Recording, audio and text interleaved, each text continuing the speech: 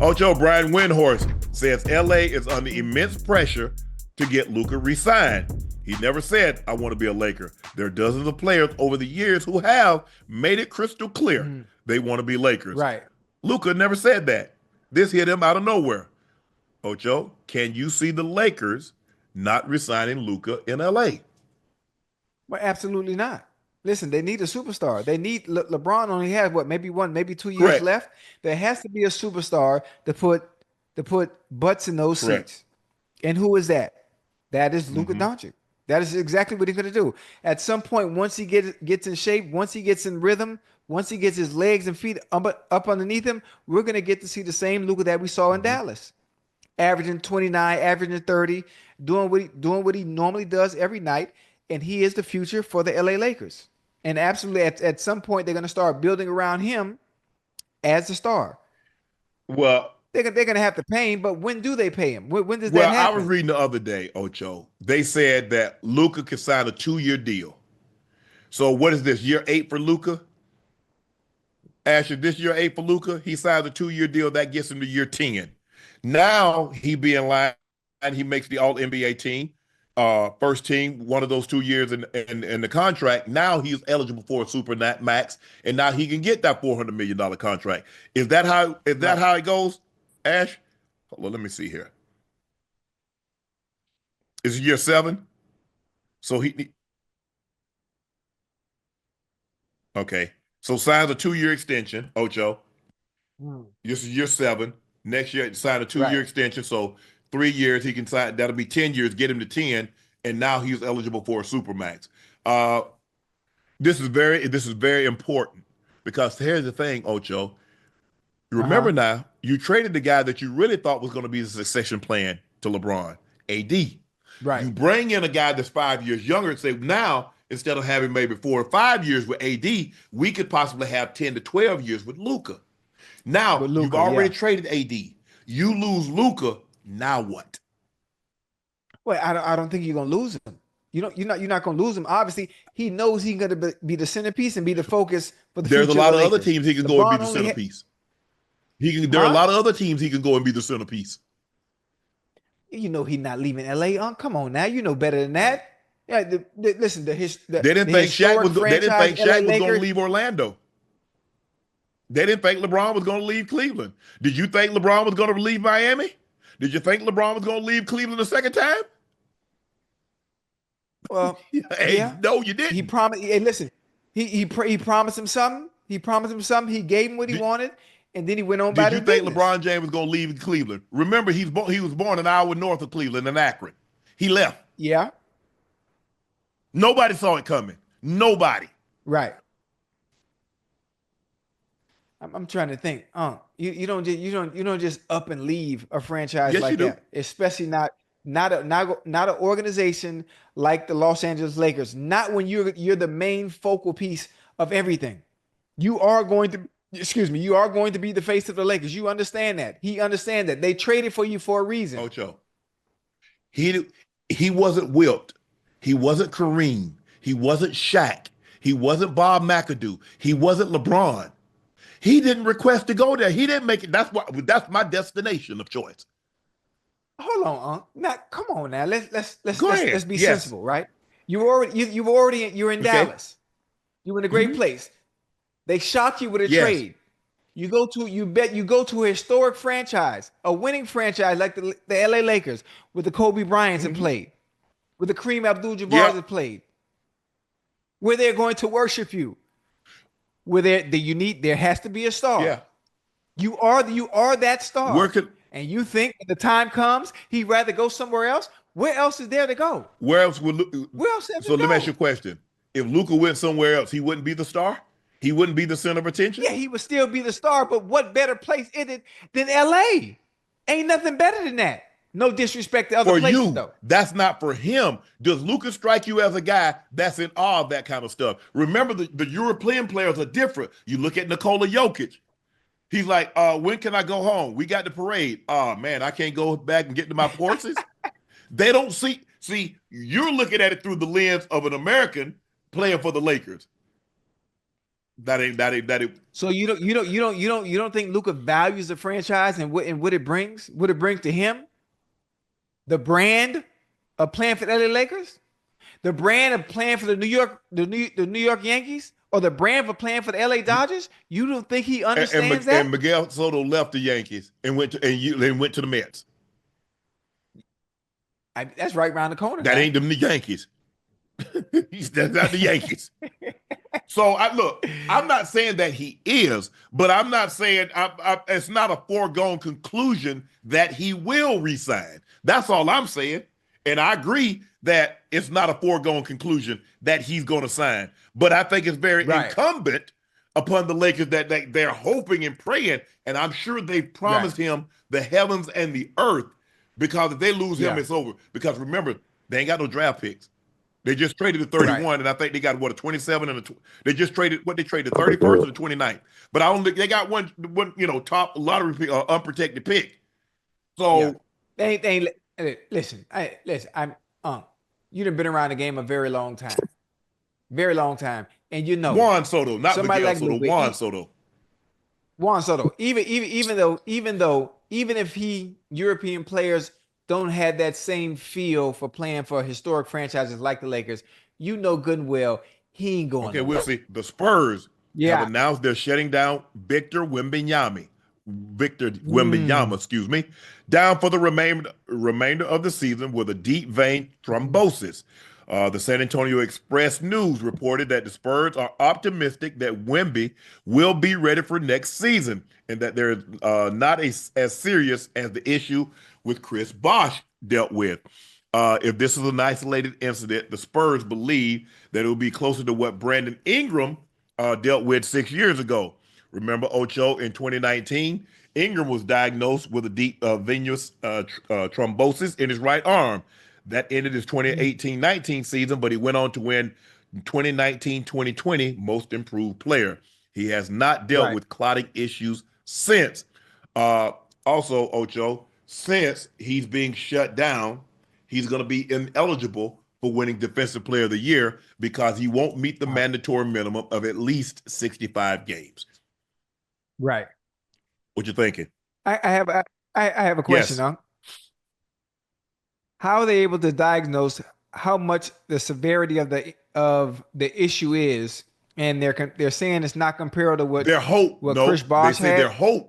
Their hope is more in line to what Brandon Ingram dealt with, and not with Chris Bosh. Remember, Chris Bosh tried to play again, and it reoccurred, because normally when you have blood clots, Ocho, you have to take blood thinners. That's something that you stay on for the remainder of your life. So there's a problem because the clots, you take blood thinners, you don't get clotting. So what does that mean? You get a nick, you get a cut, you could bleed out. So there's always that. There's always that scare. Probably I think you'll have a greater chance of a heart attack or something of that nature. My grandmother was on blood thinners because she dealt with clotting, and she ended up having a leg amputated just above the knee.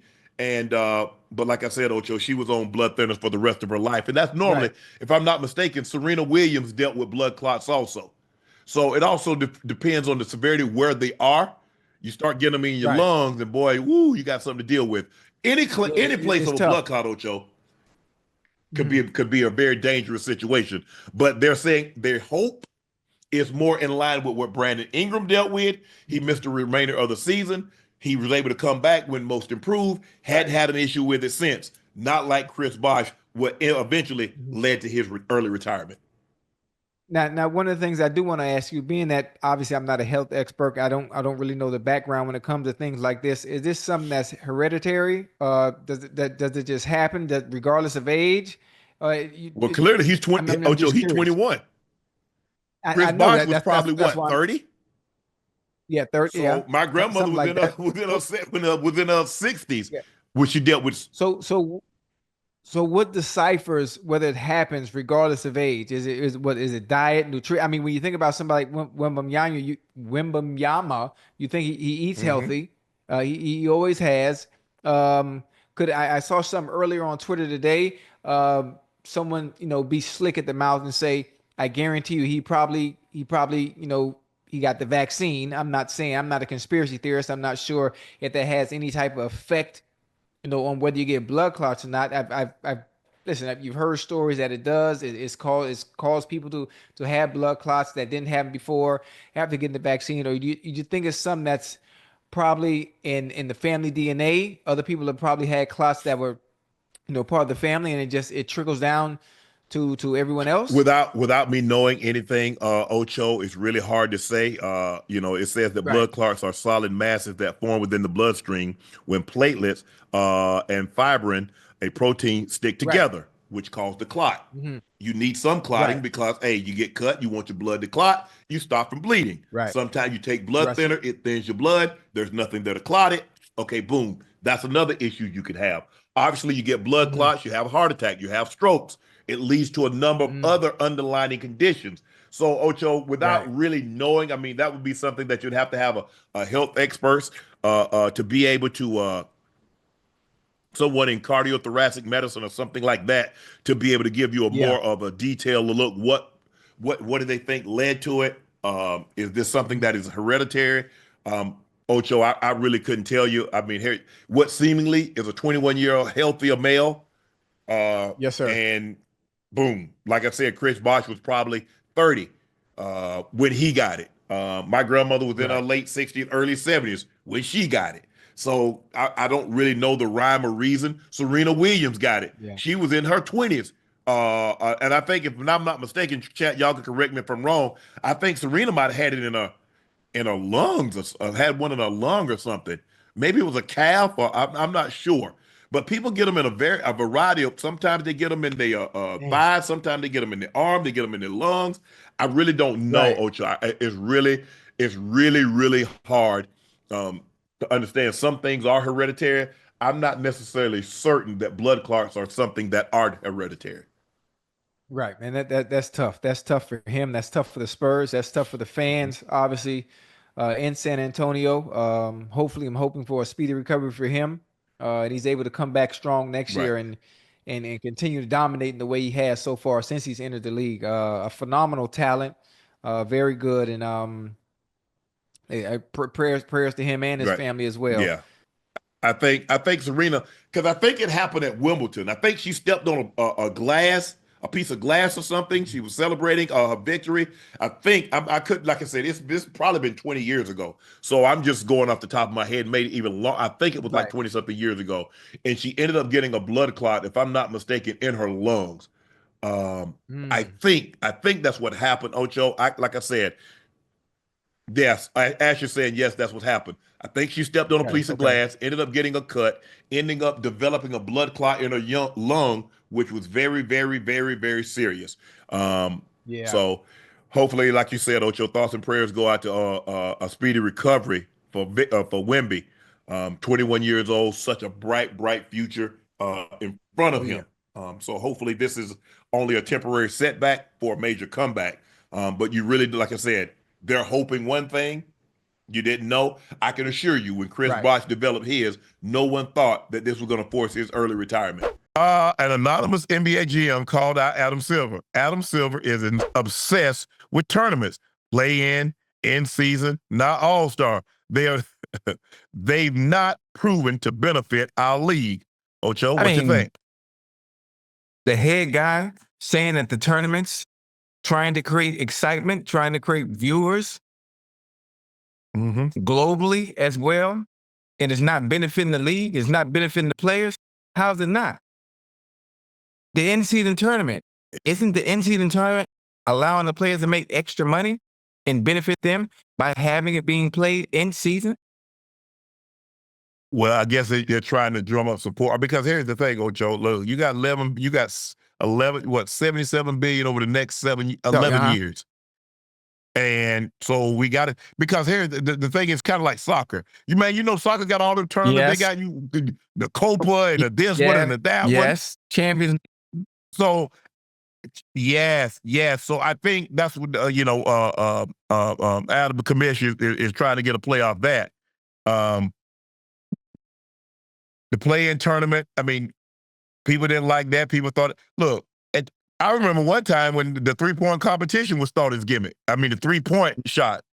It's like, man, this is a gimmick. Now look, everything is a gimmick until you get used to it. The forward pass was a gimmick. Right. Yeah, forward pass, like, what do you do? That's a gimmick. Ain't no, they ain't gonna be. Now, can you imagine a game of football without the forward pass? Make no sense. It would make zero sense. So, look, I get what Commissioner's trying to do. He's trying to do anything he possibly can to get eyeballs to the television, to watch these games. And so the play-in tournament, I mean, the play-in tournaments are always good. Teams like, look, normally 1 through 8, you made the tournament, you know where you are, but now 8 through 10, you got to play what? No, 7. No, yeah, no, 7. No, what is it? 7 play 10, and 8 and 9 play, and then that winner, those 2 winners play each other, and so whoever wins, they're the 7th seed, and then the next 2 is the winner is the 8th seed. But I get what Commissioner's trying to do. I get I really do, Ocho. You got to try something. I mean, you got this kind of money at stake. You got to try something. I mean, the only thing that I can deal with all of them. The only thing I don't like the All-Star. I don't like the All-Star. The format is not what it should be. And the GM that's complaining, about what Adam Silver is doing, why don't the GMs have ideas as well? Why don't they have ideas to continue to grow the game? Why don't they have ideas that they run by Silver to say, listen, I think we can do this. The players will benefit from it. Us as owners will benefit from it. And those that are watching, they'll enjoy it. Instead of saying, oh, anonymous source complaining about what Silver is actually doing. Well, rest it so David Stern, you're like, look, y'all are going to either play or we're going to claw back some of this money. Which one you want? It's really that simple. You shouldn't have to beg guys to play hard, Ocho, if you're making $150, $200, $300 million. I don't really think it's asking too much. I really don't. Now, I could be wrong, Chad, and y'all might be totally disagree. Oh, the season too long and yada, yada, yada. I get all that. The season isn't any longer than what it was the last 50 years. How long have they been playing 82 games? Forever and a day. So this notion about, the games, well, no, it's not. No, it's not. These guys should be in better shape because they know better. They got better training. They got better nutrition. They got better supplementation. They got around-the-clock physios and trainers and yada, yada, yada. They got chefs that prepare their food and cook whatever. So there's no excuse to play hard, to ask you to play hard. You making $300 million, Ocho? Damn. Man, listen. I got a coach. Let me get. I only need 300. What to give me 150? I will play hard. Cause you know what, Ocho? I remember working hard when I was making $5 a day. Talk to me. You never lose that. I remember working hard, making 10, making 16, catching 1,000 chickens, making $1 1,000. Catch 16,000 chickens, make $16. I worked hard for that little bit of money. What the hell you think I do for 10 million, 20 million, 30, let alone 300? If you think about it, I think if players, when they make that kind of money, if they understood and never forgot where you came from before you had that kind of money and what you did to get to where you are, I think sometimes they lose sight of that, huh? I really do. They do. You know, money will change you now. It changes. Sometimes it changes you for the better. Sometimes it changes you for the worse. I think sometimes money makes you more what you already are. What are you? If Ocho, at your core, what are you when you don't have it? Because now when you get it, it exacerbates what you already are. That's a good one there, boy. That's why people, bro, if you got an eating problem and you on a college budget, what happens if I give you 10, 15, $20 million, Ocho? Hey. Or ooh. Yeah, money. Oh, he changed when he got me. No, he wasn't. He was always that. He just needed the money for y'all to see him in his true self. That's all that was. Change. He's always been this. he or she, I'm not going to say he, just he or she. Women as well. Women as well. Now, it ain't got to be, sometimes it ain't got to be money. Sometimes it could be attention. You know what happens when you get that? You never had it before, and you start getting it from everywhere. You get your big head. You start feeling yourself.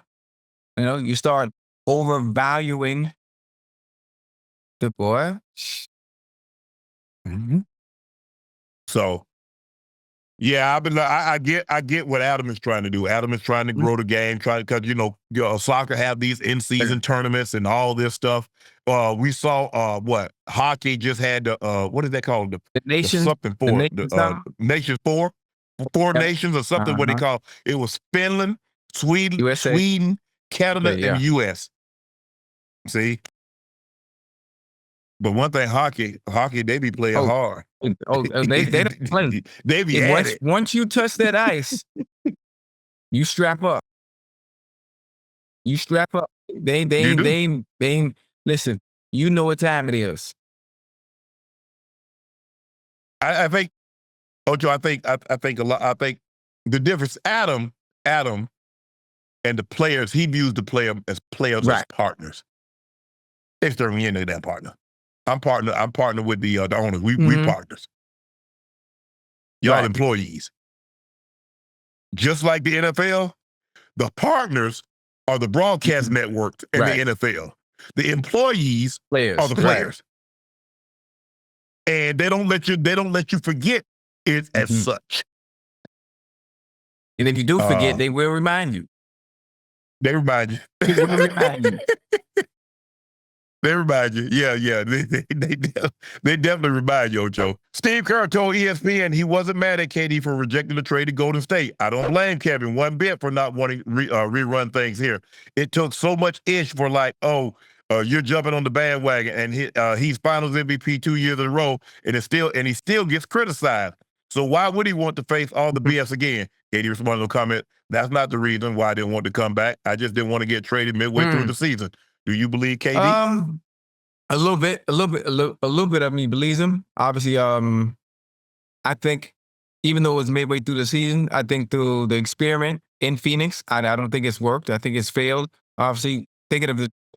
Oh, you don't think? Think it's an absolute failure. Brooklyn was an absolute failure. That was too. And I think, for KD, I hate calling it ring chasing, but I would have went to the better situation, obviously going back over there with Draymond Green and Steph and trying to run it back again. And I think the missing piece for them to get them over the hump and probably give them the opportunity in the West would be KD going back, because what's going to happen right now in Phoenix?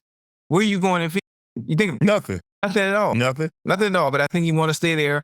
And if you know KD, personally, and you watch him from afar and you know his story, he loves the game of basketball. He loves the game of basketball. Yeah. If he's going to be behind the 8 ball, he's going to scratch, crawl, and do everything he can to have success down there in Arizona and leave out the right way. I think the thing why KD was so successful, he didn't have to worry about anything but ball. You see, in Brooklyn, he had to be a leader. You see, in Phoenix, he has to be a leader. Steph took care of that. Draymond took care of that. Clay took care of that. So now he just gets to do what he really wants to do, which is hoop.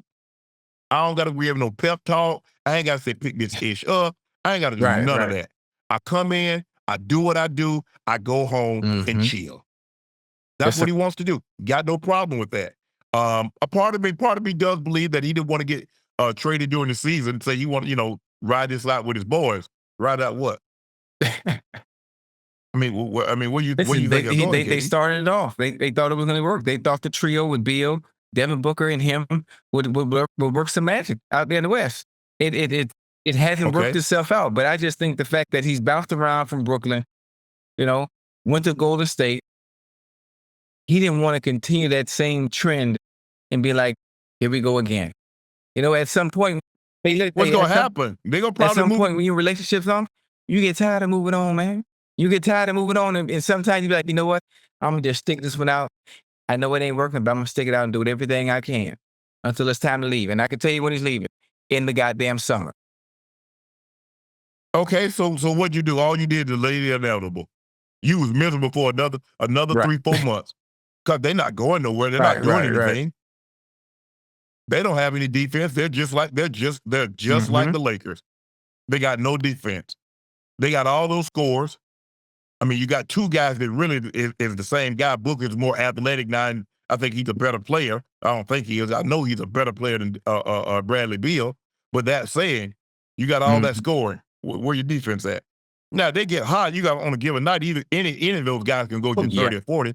Now they've relegated Bradley Beal to the bench because they was hoping he would waive his no-trade clause, and then they could trade him and get Jimmy Butler. But he's like, nah, I put that in there for a reason. I put that in there for a reason. I don't want to go anywhere. I'm not going anywhere. So whether you want me or not, you know what I'm saying, Ocho? Hey, sometimes it's cheaper to keep them. That's crazy how players, you see the leverage NBA players have when it comes to stuff like that? He has a no trade. He don't have no leverage, Ocho. He got a no trade clause. He and LeBron James are one of the two players that have no trade. So if he didn't have that, I know, that's why I said leverage. That's all I meant. But you mean to tell me you don't want me because I'm not as playing as well as you thought I should? I'm trying to do everything I can. Obviously, injuries have hampered me performing to what we're used to seeing me play like. And I just got here, and you trying to get me to uproot my family? Man, child, please put this no trade clause in there. It's in there for a reason. There's a reason why. Because there's a chance. They got the man coming off the bench. They got him coming off the bench, Ocho. Yeah. That'll be like you. They like, man, we want to move. You're like, nah, I ain't going. Okay, Ocho. You the slot. You the third receiver now. Third who? You the third receiver now. You must be talking about Madden. Third receiver.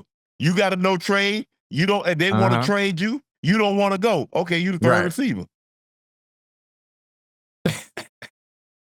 I guess you go in there. Get your little 3-4 targets Sunday and come on home. Hey, that's a lot of cardio, boy. That's a lot of cardio. Damn. I never looked at it like that. But when you're making that kind of money, you want me to play what? Wait a minute. Let me look at this. How much I'm making? And that's all you want me to do?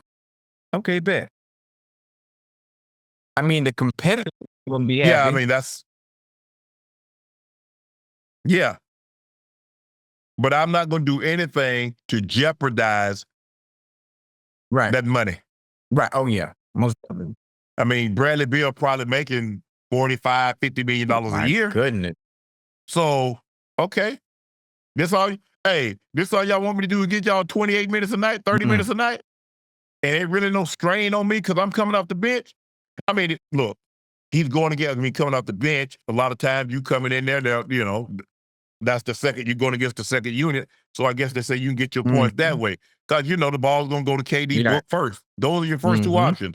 Bradley Beal has never been a third option. He's always been, he was 1, 2 when he had John Wall. When John Wall left, it was him. I think he had Russ. He had Russ for a year or two, but he was the first scoring option, even though Russ had the ball in his hand. So he's never been like this. He's never been in a situation where he's not used to being able to get as many shots as he wants. He's third option. No matter how you look at it, he's one of the best third options. At the end of the day, you still a third option. You know what? Even as a starter, and I'm thinking about if I was a starter as a number one, let's say I was the number one in Cincinnati, same scenario. I go to New England and I'm the third or I'm the fourth guy because the options in front of me are better at that time in that specific system. That does something to your psyche. You know that, right? It does something to your psyche. I would take your word for it. I mean, I wouldn't know like that. I wasn't no third option or so, but I take your word for it. I believe you. Some situations. What you want me to do? How you want me to? I can't empathize for a situation I haven't been. I have empathy for you. So you know what I'm gonna do, Ocho? Empathy. Empathy requires you to divorce your ego, separate your ego, and see yourself in a similar situation. So you know what, Ocho? Okay, here I go. So the third. Man, that's some bullshit. Pretend you Bradley Beal right now. I go from somewhere where I'm able to play freely. Now I'm coming off a bench where I can't take a high volume of shots. So now I'm messed up here. Not only am I messed up here, when I do get on the court, sometimes I might hesitate because I'm not in rhythm. That means my shot efficiency and shot selection has to be that much better. It does something to you. True. Well, look, I'm gonna tell you what, like, cause I think when I got back to Denver, Rod was clearly the number one. Easy Ed was coming off a severe leg injury, so you know it's basically me and Ed fighting for 2-3. Oh, but so you I mean, there's some games so you I have got been in that position where you were the 3. No, I finished. No, I never finished. When I was on the team, I never finished. No, once I became what I became, I never finished worse than second in catches on the I understand team. that. But when Ed, I'm just saying. I'm just saying. I hear you talking from a statistical standpoint, but I'm just saying you were the 3 no matter what. How you? I was not the 3. I was Rod 2. Smith, Ed McCaffrey were the 1. Were the 1 and 2. Ed Rod was 1. I was 2. Ed, I was 2A. Ed was 2B. I don't know what you're talking about. Hey, it sounds good. It sounds good. Hey, they know y'all you better check. You better check it. How? Hey, you tell me the time you seen a third receiver get 214 in a game. Oh, what happened when somebody hurt? I mean, what third receiver you know? Just saying. Ocho, let's get right into it. The Athletic dropped an article today about the Mavs. The Mavs wanted Luka to use the injury time off to improve conditioning. According to the article, in November, Luka missed 5 games with what the Mavericks announced was a right wrist sprain. That injury classification was not entirely true, being reported. In reality, Luka was supposed to use the time off to improve his conditioning, team sources said. It was one of the straws that broke the proverbial camel's back. Because he decided not to use the time off for conditioning, that was the straw that broke the camel's back? That's what's really reported. This will be Luka's first season playing fewer than 60 games. Now, here's the kicker, where everybody's like, well, hold on, wait a minute. On the other side, AD is 6 years older and has failed to compete in 60 games 4 of the last 6 Well, something seasons. Ain't making no sense, huh? Something is not making any sense because you trade for somebody, you trade your better player that's played over 60 games for most of his career outside of this one, and you're bringing somebody that hasn't played in over 60 games 4 out of 5 of the last season. So something ain't making sense. That's why I think, and I still think today, whatever the true reason is that they traded Luka, it hasn't been said yet. I believe 2 things can be true. I believe they had grown frustration with trying to tell Luka about his conditioning. I also believe they didn't want to pay him $450 million. Hey, even though I just started watching basketball, when you name the top 3 players in the NBA right now, is Luka one of the 3? When he's at his best, yes. I don't need to hear no more. Hey. But let me ask you a question. Let's just say for the sake of argument. Let me ask you a question. Let's just say for the sake of argument. Coach Belichick. Yes, sir. He resigns. Tom Brady's in year 5. He's already won 3 Super Bowls, but he resigns. Andy Reid, after last year, said, you know what, I'm good. You don't think people would go like, well, hold on, why you still got a guy that's in his prime? What's really going on? And I think the thing for me, my attention, I got like, hold on. You mean tell me Rick Carlisle has a guy that's 23 years of age and he don't want a contract extension? He'd rather go coach Indiana? And it don't make no sense even for Rick Carlisle. Because even if you do go to Indiana, you still don't have a player like what you got over here in Dallas, especially that. Now, as a coach, you notice, even whether it be football for Andy Reid, he had Donovan McNabb. We never had a Patrick Mahomes, though. Yes. Players like this come around every so often, especially one as special as Luka. You don't leave and go somewhere else because of problems with conditioning. Things that can actually be fixed, especially when the product itself, when it touches the court, it gives you that kind of goddamn production. But they don't. But see, you said it can be fixed. They were wanting him to fix it, and he wasn't fixing it. That's the thing, Ocho. What happens if the team says, Ocho, we want you to be here on camp. We want you. Hey, at some point in time, they're gonna get tired of telling you. Now, let's just fast forward right quick to Aaron Rodgers. What did Aaron Rodgers say this year? He said at the beginning of the season, if we don't get this thing right, we're all going to be out of here. Joe Douglas is gone. Robert Saleh is gone. Nathaniel Hackett is gone. Aaron Rodgers is gone. They're looking at it like, hold on, if we don't get this thing right with Luka, we all going to be up out of here. When it comes to the game of basketball, basketball, when it comes to any sport, it's all about what? Your superstars, and they have to do what consistently. Outside of updating your resume, you have to perform. You have to perform. At any point in Luka's career, have his number decreased?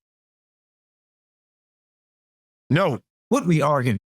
What are we talking about? Look, conditioning, too fat, too slow. The numbers have remained the same, and he's been consistent. I get that. But everybody keeps saying, do this, do this. That's easy to say when it's not your $450 million. See, it's easy to say, I would do this. It's not your money. People leave a restaurant and don't go back when they don't get good service on a $60 tab. What you gonna do when you got $400 million and that money is fully guaranteed? Because a lot of times, if you get a bad meal, Ocho, they'll say, you know what? Yeah. Mr. Johnson, we're going to take this off. This one's on us.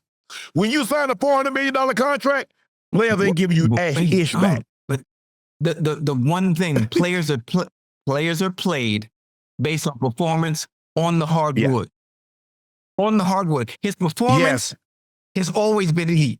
It's always been the cream of the crop. He's always been top of the list in almost every statistical category. So you're not going to, okay, you can't say it because they actually did it. You're not going to tell me, that's why I'm not a GM. That's why I'm not in that position. That's not why I'm sitting in that seat, in that high seat, making judgment calls on who I should keep and who I should play. Because there ain't no way in hell I'm trading Luka, and nothing when it comes to producing on the court is going wrong. Whether he's fat, whether he's skinny, whether he's out of shape. Because if you're doing what you're doing while you're out of shape, imagine if I could get the right people with you or convince you to get in shape. Man. You had the right people. You do realize that when they hire a superstar, when you get a superstar, they bring your people on. They let you bring your people on, right, Ocho? You do realize that. It ain't like football. Now, Tom Brady had a very unique circumstance where he had his guy right there with him. But most football teams don't do that. NBA teams allow you to do that. You know what I can't say? Mike Macias traveled with LeBron. He always has. Randy Mims traveled with LeBron. Always has. So you said the right people. Hell, he got the people that he wanted around him. He's in the right place now. He's in the right place now, but with someone that's sure. Well, I hope he looks at him and puts on LeBron like, well, damn, this man playing like this in year 22. Ain't gonna let him take no shortcuts. Not over there. Absolutely not. Not only are you able to watch, but you're able to see someone that's done it for 20-some odd years at the highest level and is actually the NBA's all-time leading scorer. Luka's looking at that. LeBron is talking to him. You know they're going to have that talk. I know he had that talk before because all the rumblings through the media. I would love that conversation. I would love insight on how you've been able to do it this goddamn long. How about you know what? How about I change up my routine? How about I tighten up on my discipline and my structure and the way I do things and my approach to the game? Well, if I'm already great and I'm somewhat lazy in a sense in my approach to preparing for the game and I'm playing extremely well, what happens if I tighten up the motherfucker? I almost curse. What happens if I tighten up the bolts and approach the game of basketball the way LeBron does? Ain't no telling what I can achieve, and I'm already great right now. But everybody doesn't have that mindset, Ocho. I think LeBron came in. I think he had a couple of goals. He wanted to be considered the best player to ever play the game. He wanted to play as long as he possibly could. So he took the steps very early on. If you hear people talk about when LeBron was in high school, you hear people talk about LeBron when he first got there, how everything is so routine, it's so regimented from his rest time to his nap, to his stretching, getting to the arena so many hours early, getting his work, getting his lift in, getting his shots up, everything for 22 years. Structure, structure, and also, structure. Discipline. This is another discipline. Right, everybody doesn't want that. LeBron didn't have a goddamn choice. Understand, coming out of high school, the odds were stacked against him. All the pressure was on him. The expectations were out the roof. So he had no choice but to approach the game of basketball being the chosen one coming out of high school. Hell, at least in 10th grade, I think you said it yourself. 10th grade, he could have came and played in the NBA right then and now.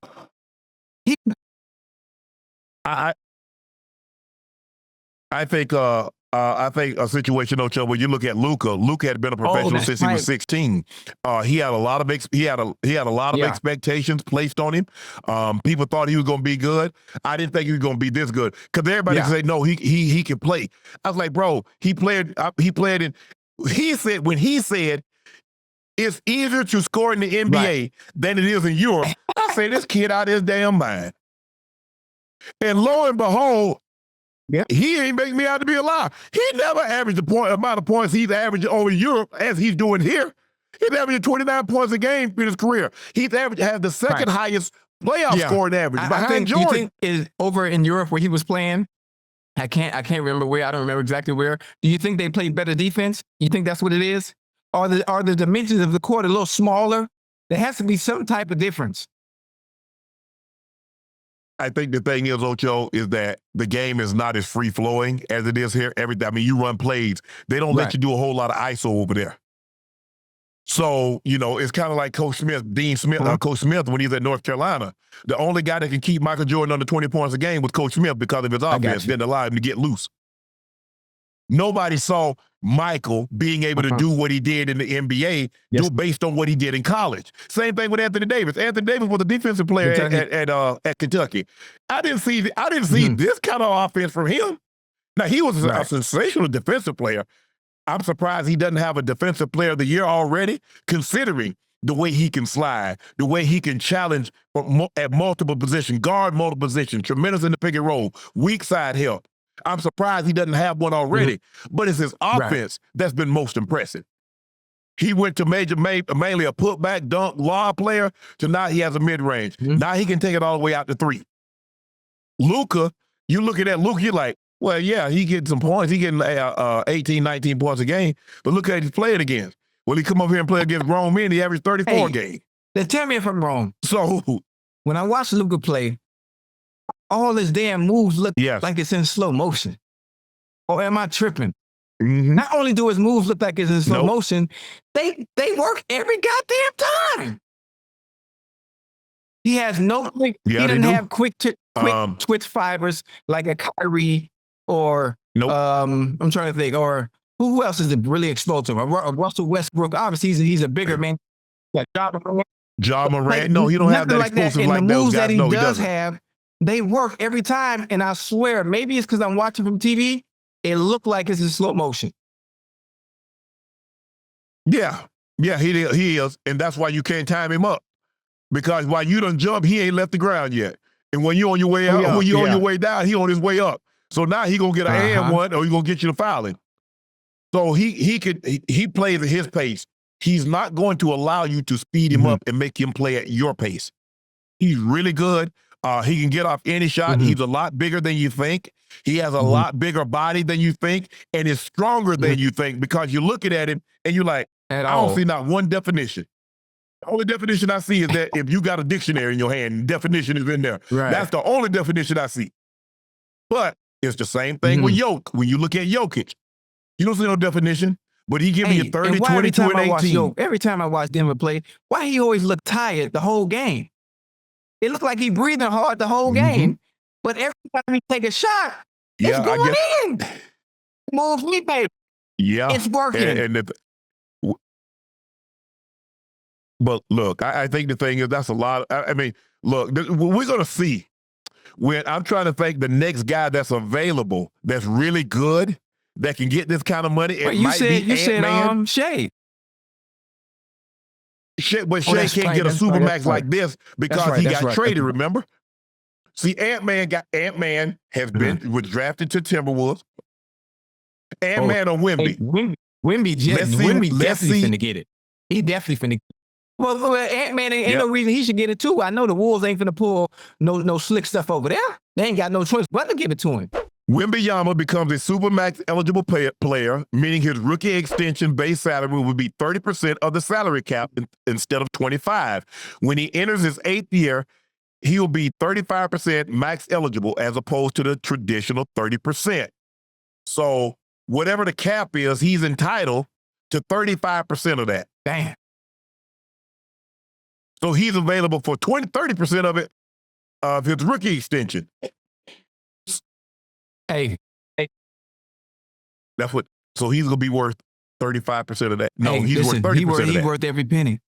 Hey, Wemby is everything advertised. Right. Everything advertised. Every bit of it. So whatever penny he get, he's earning every bit of it. Yeah. Watching Ant-Man play, every penny he's going to get, he's worth every bit. Yeah, Wemby is definitely going to be the first $400 million player. And speaking of, remember I told you I was going to start investing in going to the basketball game so I can be better suited. Jason Tatum about to hit that.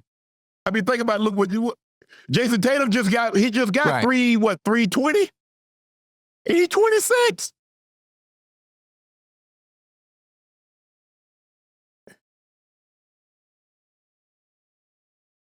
But what about those next 4 years? It's 455. He'll be 31.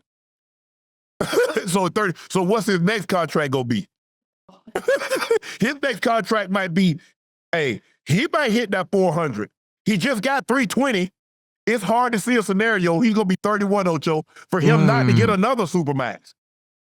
That's nasty work there, boy.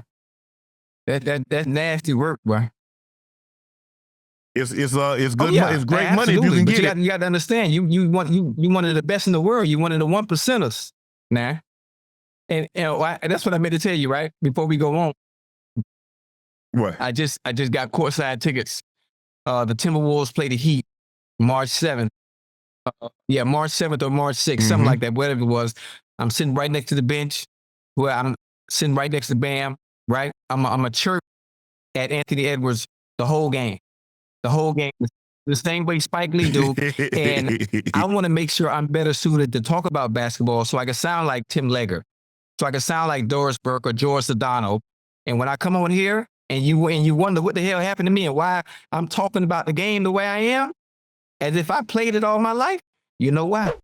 Okay, Ocho, so you know the discourse about the NBA wouldn't be complete without KD chiming in. KD, this is what he tweeted. I think it's more fun to complain about the NBA than actually watch it. Crazy. Cancel All-Star Weekend. Let's just give everybody a break since we're so miserable around this time. Ocho, what you got? I understand KD's frustrations. I wouldn't even call it frustration. I think he's more so, listen, it's All-Star break. We ain't trying to hurt ourselves. We tried to create different formats to appease you as fans, to appease the viewers, and it's not working. Well, you know what? How about we just cancel all this because no matter what we do, we can't make y'all happy. We failed at it. Adam Silver has failed. The players have failed. We don't want to play because I think, for one, as much as the players make, in anything that you do, whether it be in the corporate world, whether it be in sports, anytime money's involved and it's incentivized, it makes you want to do whatever it is a little bit harder. Even though they make so much. That's why that was my suggestion yesterday. Have some type of format where it's incentivized, where they can make a huge chunk of change, even though they make millions during the regular season. Because outside of that, they already have FU money. So trying to get them to play at the All-Star game ain't finna happen. That's why they shooting 100 threes and throwing 200 alley-oops. That's what you're gonna get. Look, he obviously KD was being sarcastic. He's tired of hearing the criticism about the All-Star game and the All-Star game format and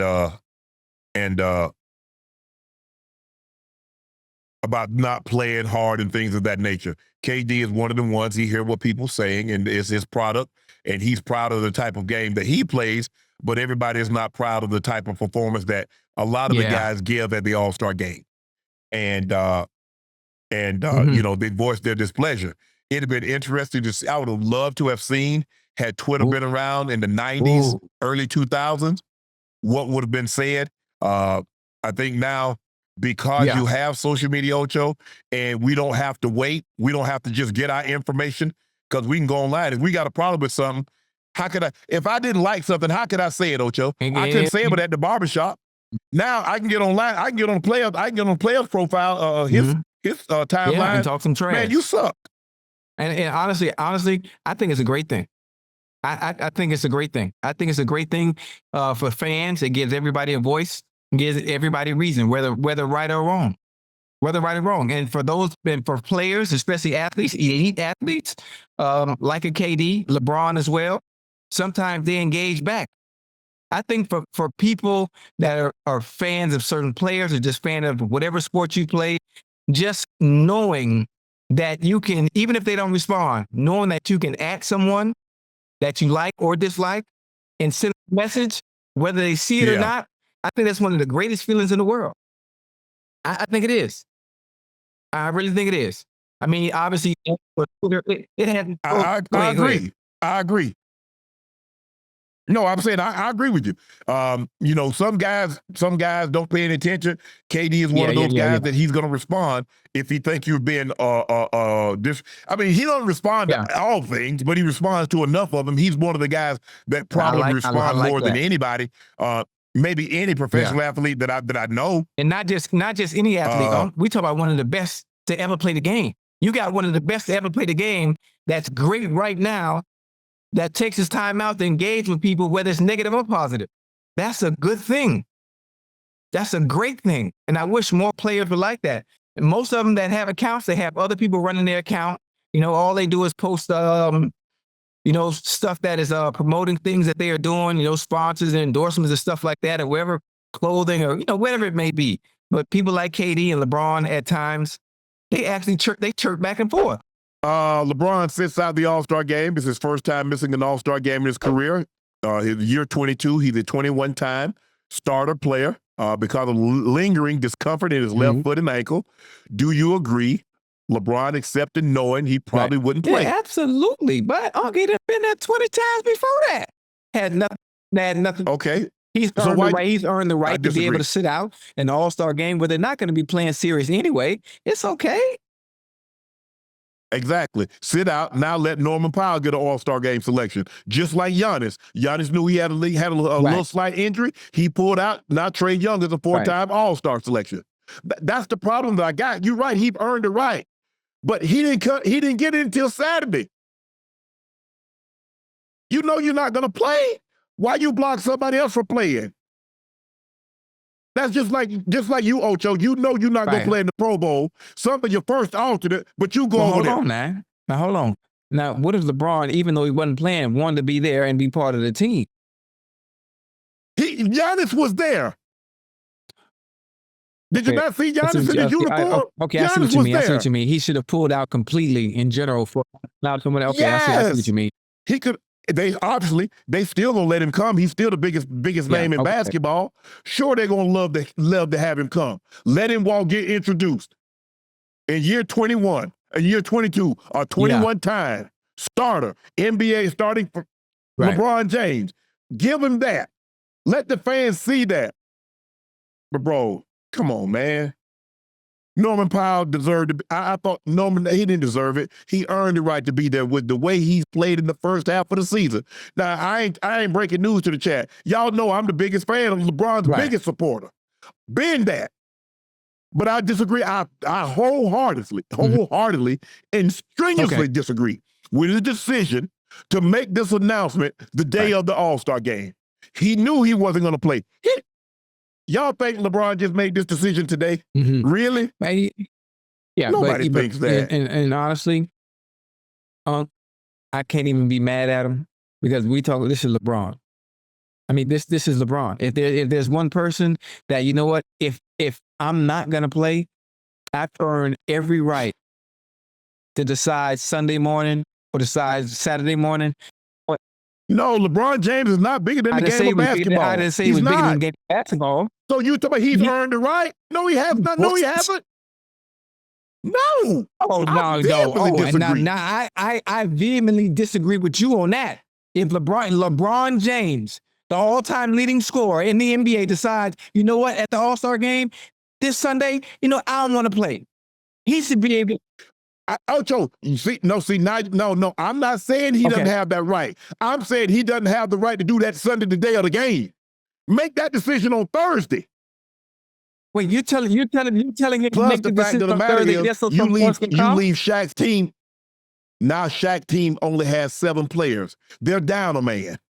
7 players, 5 players, 4 players. They ain't even playing for real. They might as well play one-on-one. You just said it yourself. They just shooting 3. They might as well just play horse. Okay, so he couldn't do that? Okay, do what Giannis did. Giannis says, I'm not going to play. And guess what? Trey got to come. Norman Powell would have got an opportunity to come. What if it was a lingering issue and it didn't flare up until he got there? Man, stop it, Ocho. I'm asking a question. That's a possibility. It did. So let me ask you, it lingered. So what did he do to cause it to flare up? Shit be acting up now when you hit your 40s now. What did he do to cause it to linger? Did he play basketball in between Wednesday night? He just played. Wednesday. He played Wednesday, remember? So Thursday he was off, Friday he was off, Saturday he was off. Sunday he makes an announcement that he's not going to play in the All-Star game. So I'm just trying to figure out, what did he do in between Wednesday after the game and today that caused it to flare up? That's a good question. That's a good question. I would text him and ask him, but I agree and disagree with you, honestly, because it is LeBron, and the fact that he's made the All-Star for his 21st year, if I'm not mistaken, 21 straight starts. And he wanted to actually be there, even if he didn't play. And I think that's why he didn't pull out. Ocho, he could have. Giannis is there. Giannis is Giannis. there. We talk about LeBron. LeBron doesn't want to do what Giannis is doing. But you said he wanted to be there. He could have come and do exactly what he did. Nothing. Well, listen. I agree with you to an extent, and there's another side of me that doesn't agree with you. So I get what you're saying. That's what LeBron chose not to do. I'm just trying to figure. That's all, Ocho. Yes, sir. But I'm saying, I don't want to play. But don't show, Ocho. You know good and well, if you've been sick for 3 days, why you show up on them people's job and then go walk into work? I ain't gonna be able to come to work today. You could have called in to do that.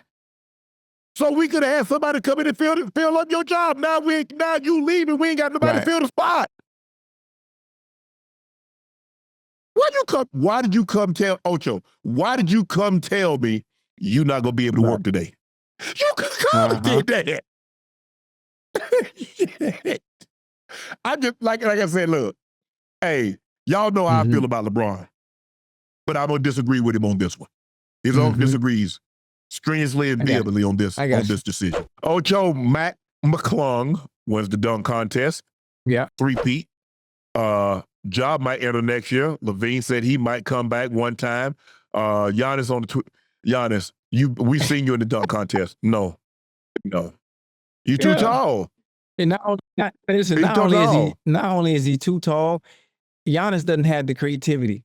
He doesn't have the creativity to win. Now, first round, you might do a little something, but you don't have the creativity to go deeper into the rounds for the dunk contest, man. Right. He said, I got hacked. My kids tweeted that. They came next to my nightstand, took my phone out of the charger, went in their room and tweeted. I found out this morning. That's the thing. And people get upset about LeBron. LeBron didn't enter. I don't look at LeBron as a creative dunker. I look at LeBron as a power dunker. And if he goes against someone that's creative, he's going to lose. It's only a few of them now. It's only right, but you look at a Zach LaVine, you look at who's the other, Aaron Gordon, you look at some of those guys like that, you look at a Vince Carter, you look at guys like that, they're creative dunkers. You see when Dominique lost to Jordan, I do think Dominique won. Hold on. I think but you see when Jordan came with the creativity, doing all this, and the up and under, and the doing all this stuff that we hadn't seen before. And you like, because before that, it was one hand, power dunk, dunking from the free throw line. Jordan, Jordan did from the free throw line and put it out there in front of you like this here. Yeah. Let you see it. He coming and doing it sideways, rocking the baby with it. You see how that look? That's why McClung jumped over the top of the car. And then grabbed and reversed it. McClung reversed it and then spent and dunked it over Evan Mobley. He caught it off the guy off of a hoverboard, dunked it and dunked it. Hold on. What about the one where he jumped over dude, then touched the rim with the basketball, hit the rim with the ball, and then creativity. Creativity goes every time. You know? And outside of creativity, that's the one he did with Evan Mobley. You got to be able to jump first now. You got to be able to jump first. And I don't think the big guys, especially the taller guys, have enough creativity to be able to do some of that stuff. Or just, it won't look the same, but they're too damn tall. They're too tall. See, that's why Jordan looks so good doing it. Because he's 6'6". McClung looks even better because he's 6'2". And you're like, how long is this guy going to stay in the air? Ocho to take it from the guy, put the ball on the rim. Look, he's looking at the rim as he touches the rim and then dumps it. Think about the guy off the hoverboard. He takes it out of his hand. Boom, boom. Wait, McClung got my kind of vert now. I say, hey, what you think his vertical is? Probably, I would say above 45, maybe even 50. 50. Has there ever been anybody who could jump like that? 50? Yeah, but see, the thing is, they measure their jump running. You know, in the NFL, you stand flat-footed and jump. And we've had guys that go 45 and a half, 46. I think Gerald Sensabaugh went 46. Boss Bailey went 46. We got a lot. Yeah, I mean, just athleticism, just raw athleticism. In the NFL players, they got it now. Good job. I mean, but you can tell a guy that can run fast is normally explosive because that's fast twitch muscle. Yeah. So you look at guys that run them 4.3s, go check their vert. Those are the guys that's doing 40. And so I would not be surprised if McClung has like a 48, 50-inch vert to be able to be that high over the rim, Ocho, at 6'2". You got to have bunnies now. You got to have bunnies. And he don't have long arms. So you look at a guy like Giannis or a guy like KD that have wingspans of damn near 8 feet. McClung really is a normal dude. If you saw McClung walking down the street and you're not an avid basketball fan, you walk right past him. He looked like an average dude. Yeah. And that's crazy. I didn't know me and his vert was exactly the same. check the numbers now. But he was in all 50s.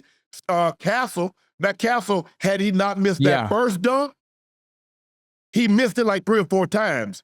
So I'm surprised they gave him as high a score as they did, considering he missed it so many times. Difficult. McClung, he missed the first dunk? I think he missed it, one time? You think he ran up there one time? He's like, okay, I got it now. 50, 50, 50. It ain't a whole lot of, if you go back and look, I don't know how many times he's got anything but 50s. I mean, bro, you dunking over Shaq or you dunking over Taco Fall, man. Come on now. So it was, and see, I think the thing is, Ocho, people don't want to give a guy credit because normally when I first started, because the dunk contest started in the ABA. It wasn't the NBA. And when the NBA absorbed the ABA, they brought it. And you had stars. Your guys that actually participated in the dunk contest, they were actually in the game. You had the Dr. J's, you had the Clyde Drexlers, you had the Dominiques, you had the Michael Jordans, you had the Vince Carters, the Kobe's, and you had those guys. So those were the stars. Now, McClung got the G League. You got guys that are like role players that like nobody knows who they are. You're like, who is he? So that's the problem that they're running into. And this just when you thought the creativity, like what can they do?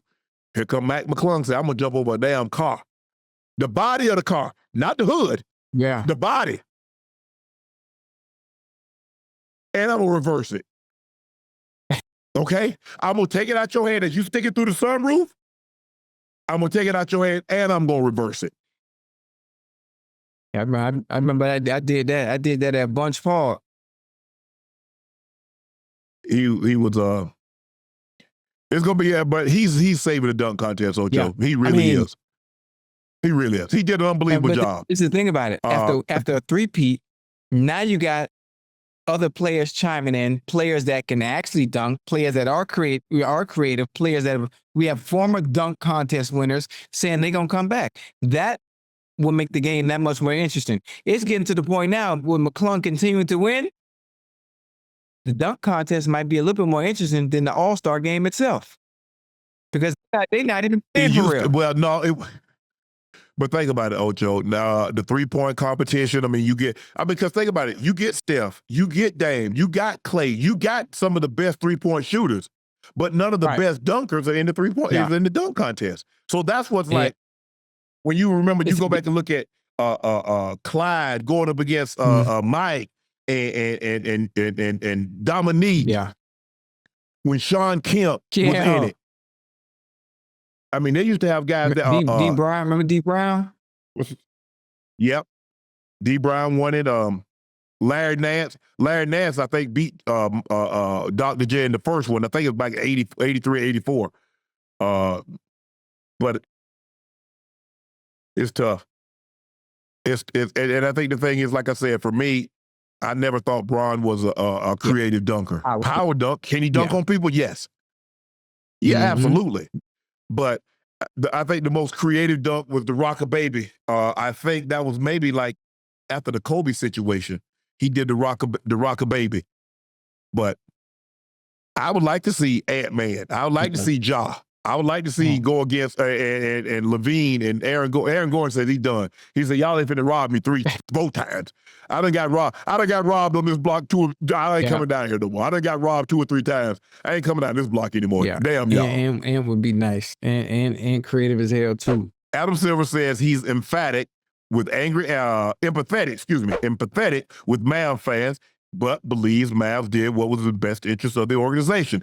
In terms of anger at the fan base, I'm empathetic. I understand Dallas was in the finals last year. I've also said this before. I like Luka very much. It seems truly authentic that he was stunned, and you could see it in his body language. I am sympathetic to the Mavericks organization. I've known Nico Harrison for a long time from his prior tenure at Nike. I've also gotten close to Patrick Dumont, our new governor in Dallas. I can say one thing for sure, whether or not history will ultimately judge as a smart trade, they did what they thought was in the best interest of their organization. I have absolutely no knowledge or belief that there were any ulterior motives. Ocho, chime in. They thought they did what was best for the team. Can I ask you a question real quick? Chad, can I ask you a question? Yes. The trade was made. It's been about, what, a week, maybe 2 weeks to this point? 2 weeks. Mm-hmm. How's that trade going right now? AD got hurt. Okay. I'm just curious. I would like Adam Sandler to come out. Adam Sandler. I would like Adam Silver. He come out. He come out too. I want Adam. I would like Adam Silver to come out and speak the real. How about you tell the truth? How about you be honest? You know? What you want him to tell me what you want him to say? I want him to say how he truly feels. I want to say exactly how he truly feels. You making that goddamn trade was goddamn ridiculous. It was ridiculous. But you do realize he's the commissioner of the NBA. And that's the problem. The fact that he's in a position of power and he can't say how he truly goddamn feels because he's the commissioner. Have you ever heard Roger Goodell say how he truly feels? Yeah, when the cameras ain't rolling. Okay, he probably said that when the cameras ain't rolling. Ocho, you got to understand, people in position like that, you can't say everything that you feel, or you won't be in that position long. I think that's the problem with society now. That's the problem with people in positions of power. Everything is fake. Everything is PC. They never get in the people some of the things they want to say. The people are saying it at home, But the person that's sitting in the highest seat refuses to say it because they got to be PC. When you had trash quarterbacks, you didn't say that. When you had trash quarterbacks, you didn't say they sucked. Why didn't you say that publicly? Let's rewind. Let's go back to my career. Yeah. What quarterback did I have that sucked? All your quarterbacks. So all your quarterbacks I had were great. John Kitna, good, and I had Carson Palmer, good, and I had Tom Brady. What about there were games they weren't good, and you didn't say they weren't good. This is a game of football. Now we try to no wait. Let me finish. We strive for perfection. Okay. We strive for perfection and greatness. If we fall short, that means we're good. They weren't bad. Everybody has a bad game. You had bad game. I had bad game. But you didn't say when they had a bad game. Why didn't you say that? Because 99.9% of the time, they're good. When they had a bad game, why didn't you say my quarterback sucked? See, why? You said you want people to speak to. Nope, that's not what you said, Chad. Chad, that's not what he said. That's completely different. How you say I want you to speak how you really feel? Having a bad game doesn't mean you suck. You know what? My quarterback had a bad game. He sucked this game. Say my quarterback wasn't good this game. For one, I don't even talk like that. For two, I just want Adam Silver. See, that's what we need. You talk about you can't do certain things when you're in certain positions. Look what 45 be doing. Yeah. I ain't gonna say his name. Look what 45 be doing. Acting a plum fool. Doing all the things you're not supposed to do when you're when you sit at the highest seat. But you have to understand what he is.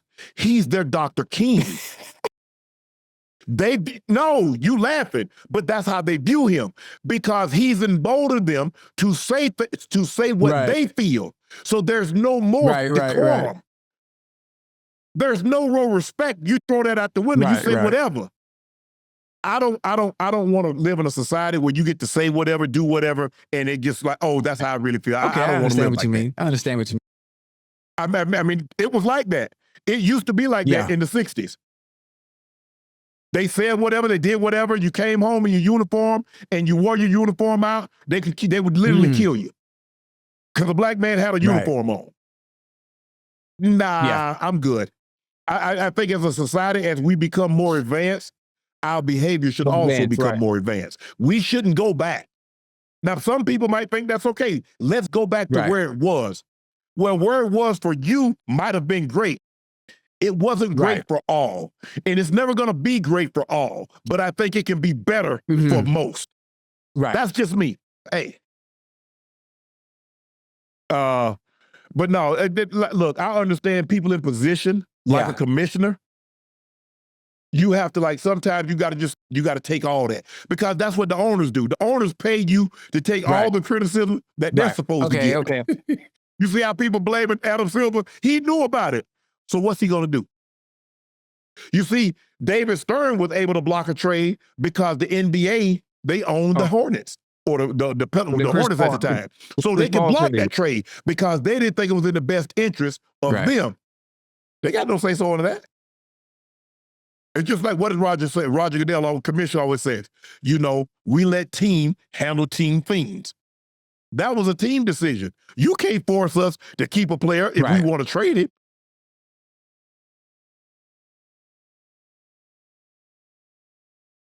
I get that. I get it. Because you're looking at Luka at 25 years of age, 5-time first-team All-NBA selection, and they made a move that came out of nowhere. You didn't hear anything. You heard no murmurs. You heard nothing about Anthony Davis being traded. You heard nothing about Luka Doncic being traded. And all of a sudden, Shams drops that bombshell.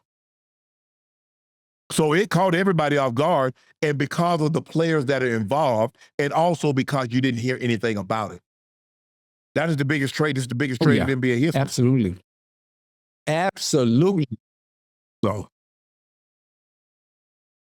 But like he said, we'll see if only time will tell, Ocho, if this was the right move. Hey, and listen, only time will tell, but it's telling right now. Ocho, Team Shaq wins the All-Star game, 41-25 over Team Chuck, the OGs, wins the first ever new formatted All-Star game. Yeah, I know what you're going to say. Go ahead. Did you like this format? Listen, I didn't like the format.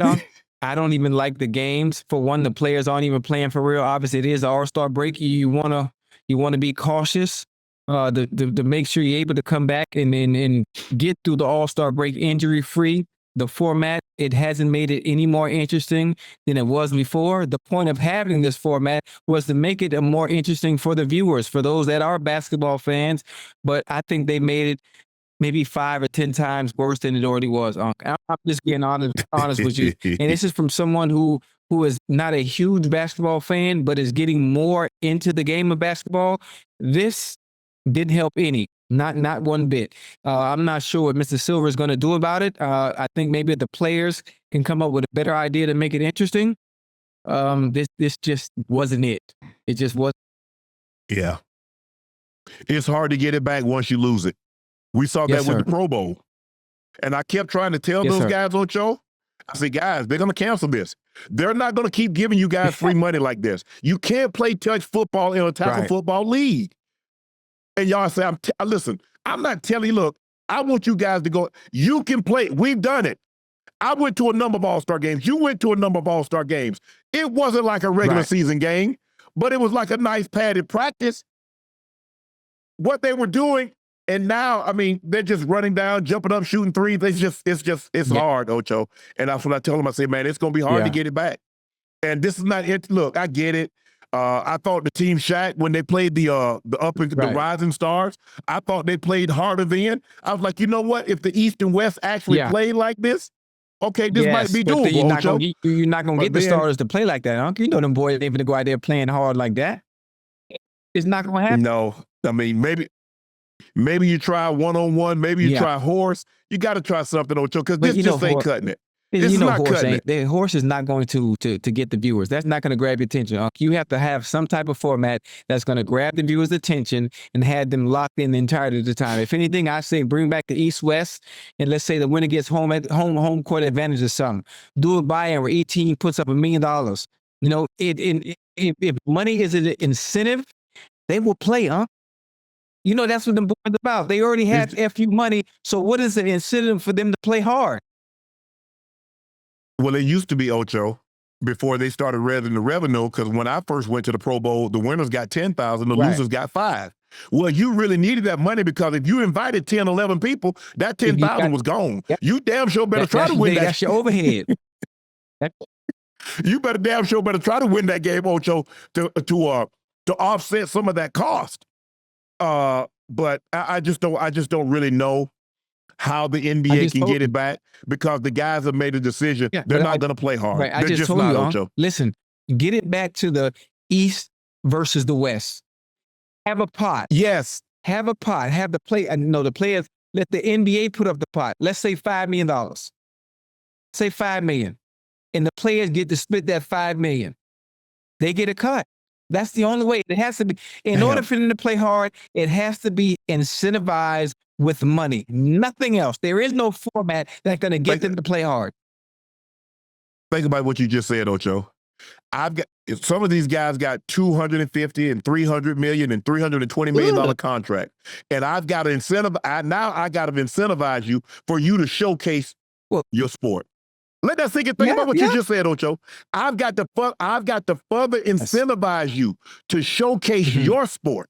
So this is when the collection of the NBA's best player, 24 of the best NBA players. Now I need to further incentivize you. It used to be an honor to go to the All-Star game. It used to be an honor to go to the Pro Bowl. What happened? Ocho, you know why you have to incentivize it? We're in a different era. All-Star break, that's PTO. That's the player's PTO. This is my time off. So you telling me I need to work during my break.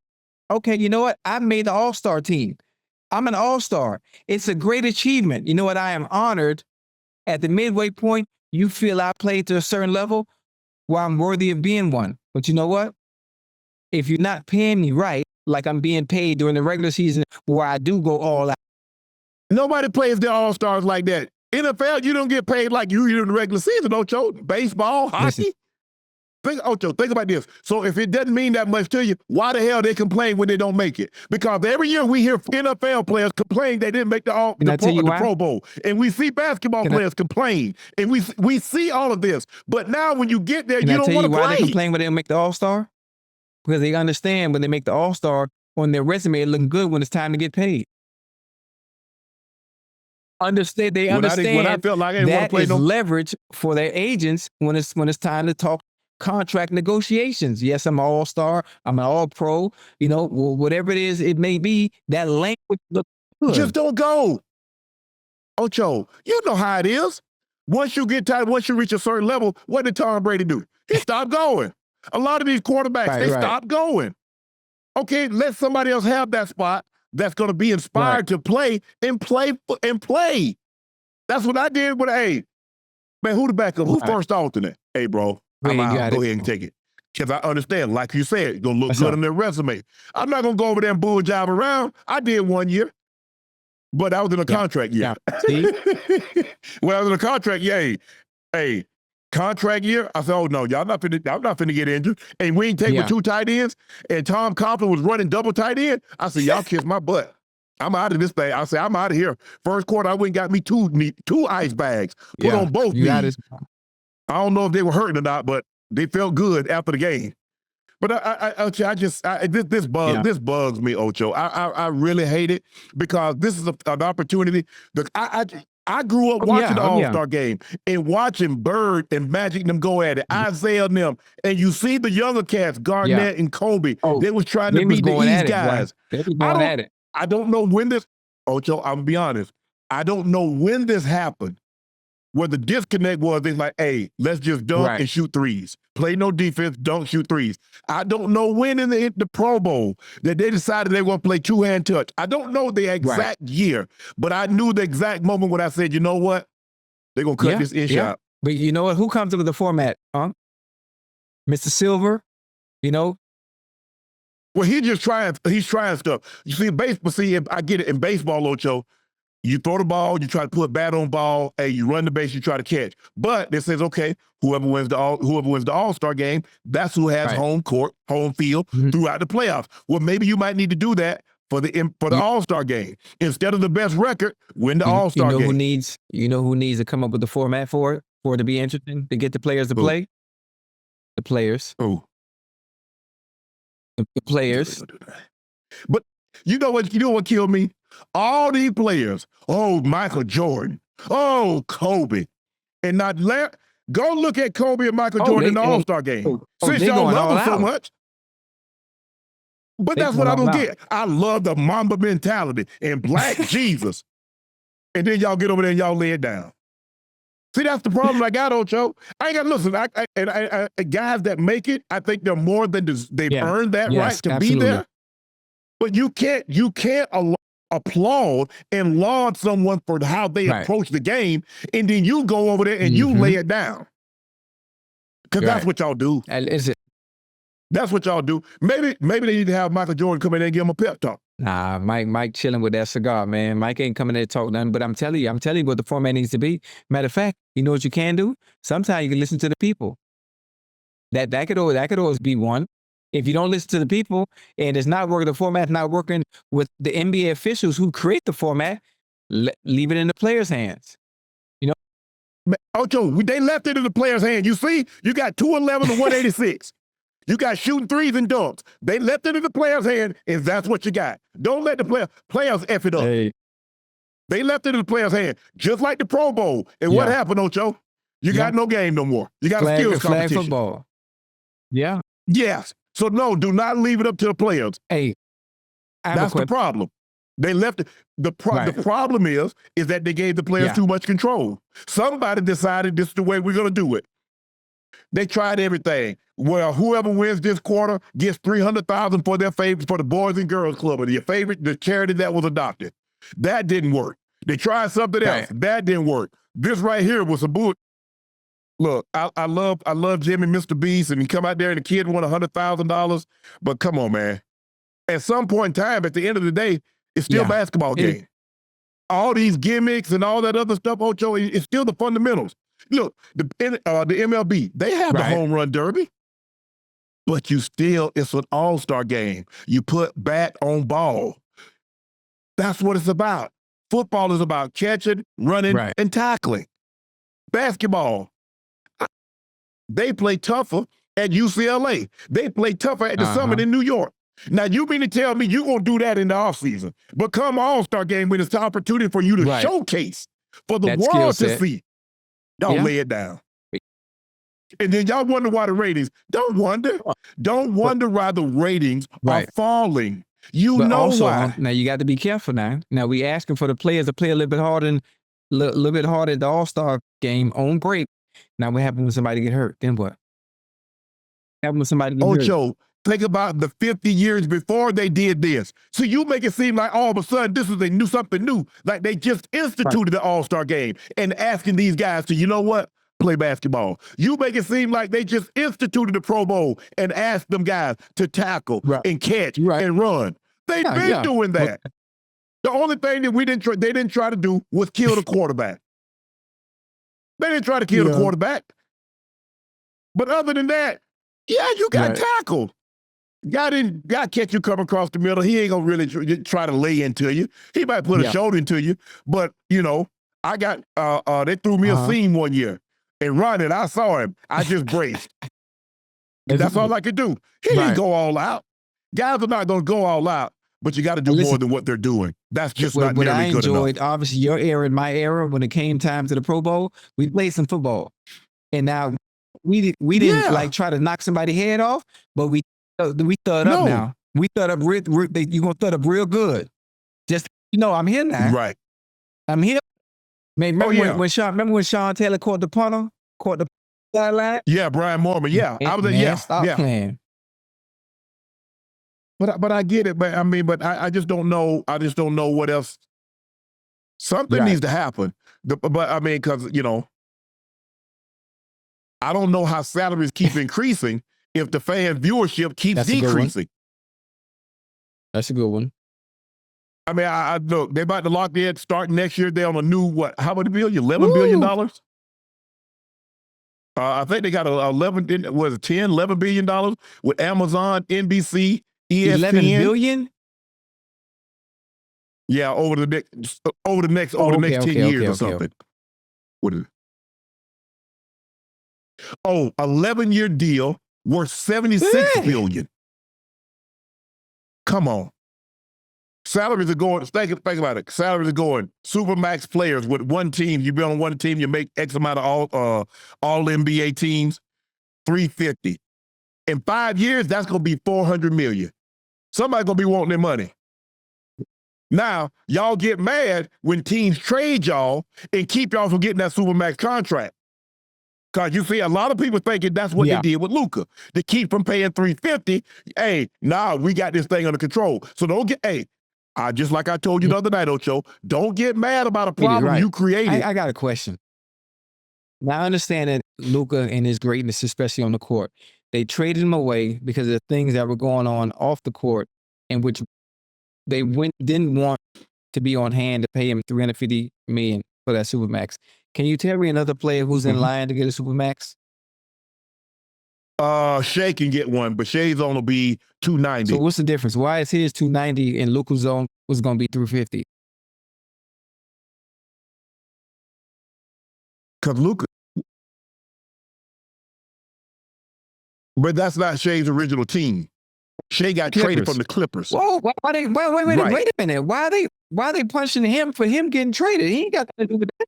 Because they call that bird rights. Team that drafted you. Larry Bird, you could play a guy up team, and it doesn't count as much against the cap, or it doesn't count anything against the cap. Oh man, so he's missing out on money because y'all decided to trade me. And matter of fact, if you look back at it now, you should have kept him.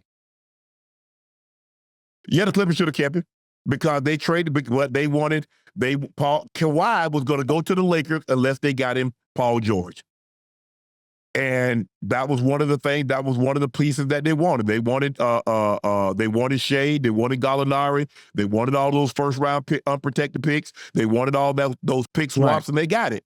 And Shea has blossomed. Reports said Doc did not want to do him. Said, "Hey, Kawhi, just give this guy a little time. He's gonna be special." Kawhi said, "I don't got time." Yeah. And there it is. So Draymond Green says players on the Rising Stars don't deserve the privilege to play on Sunday. Do you agree, Ocho? That's not nice. I mean, if they're Rising Stars, look at the name. What are they called again, on the what? That Rising means Stars. they... Hey, Draymond, had y'all guys done what you're supposed to, guess what? Yeah. They wouldn't be. Yeah. The commissioner's trying anything to drum up interest in this game. You created a problem, and then when other people try to solve and rectify the problem that you guys created, you get mad. How about you guys play a little harder, and the Rising Stars wouldn't be playing on Sunday? We wouldn't have had this format. 4 teams and divided up and this and that, and the game goes to 40. Yeah.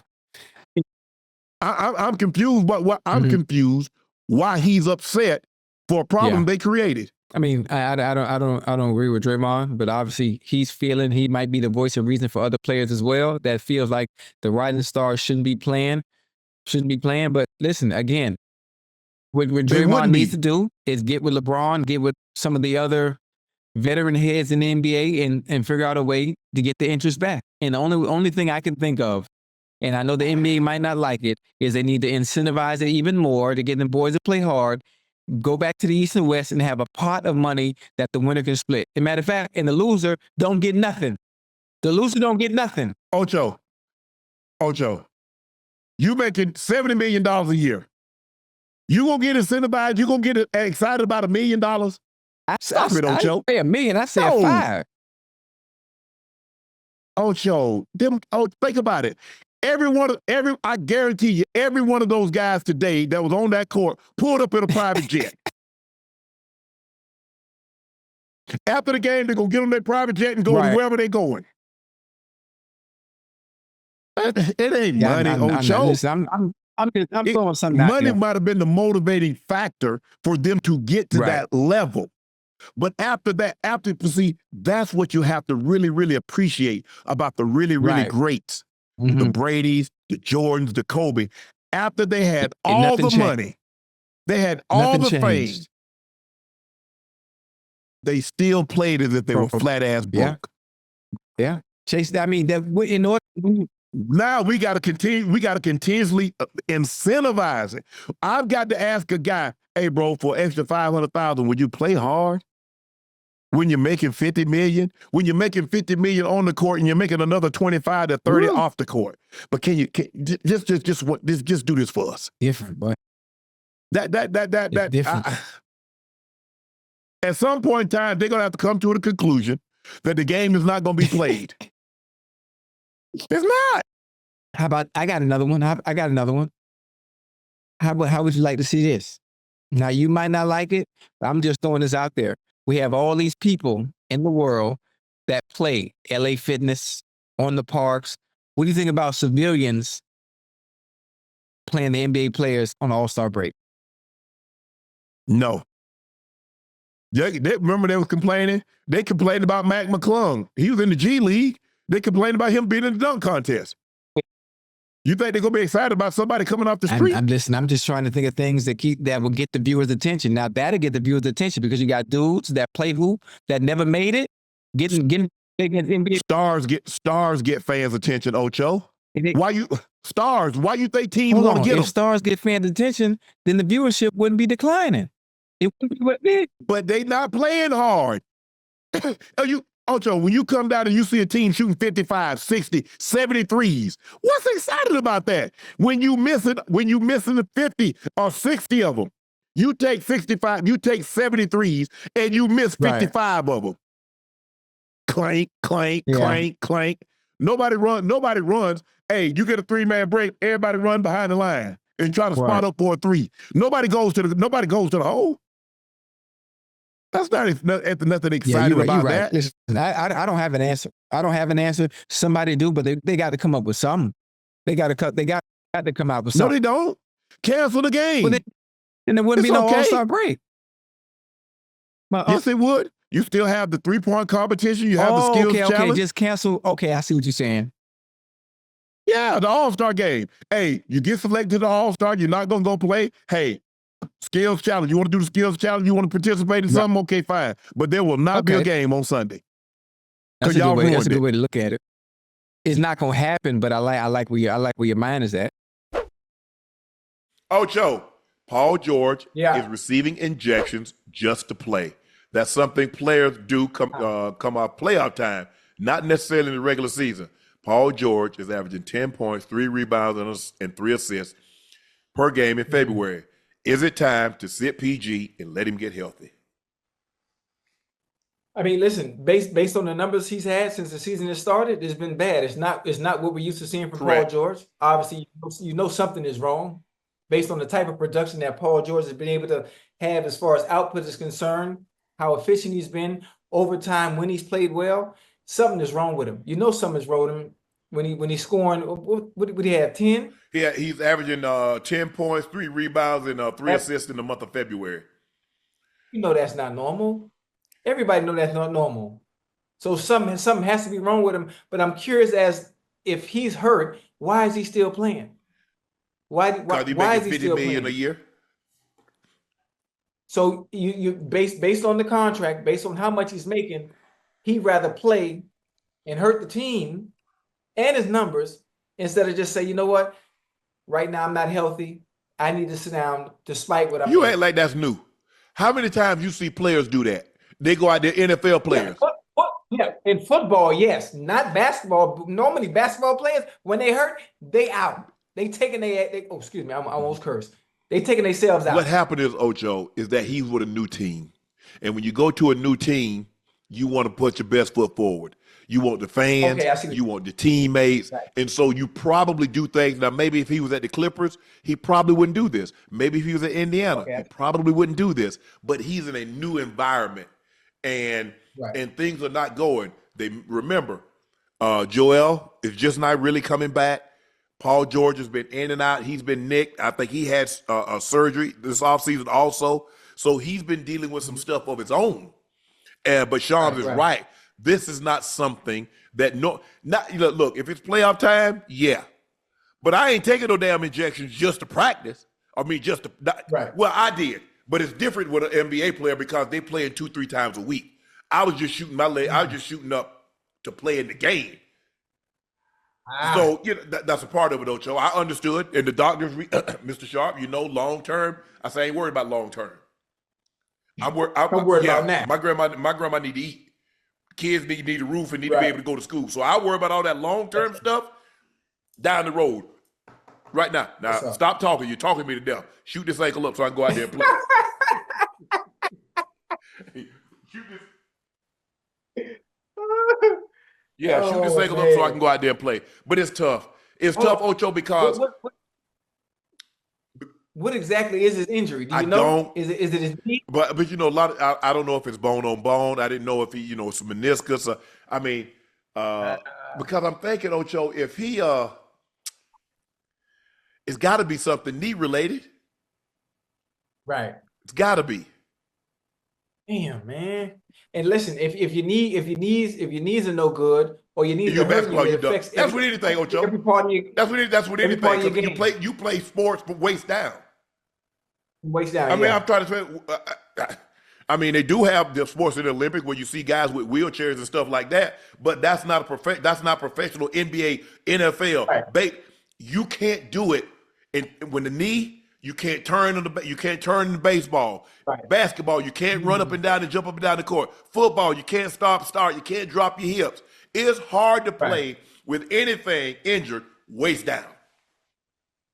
Can't. And it's tough, man. It's tough. It's really tough. And Paul George was a very good player, but whoa, Unc, hold on now. Listen. You heard your wordplay? You said Paul George was. He ain't a good player this year, Ocho.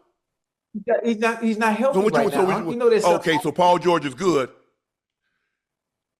Listen, he's a good player that is injured right now, and because of the injury, it's hampered his play. That's what I said. He was, but so when he gets back healthy, I mean, you make it sound like he's out in the pastures and he's done. A man making $50 million a year, averaging give me a 10, 3, and 3. Can I interest you in that?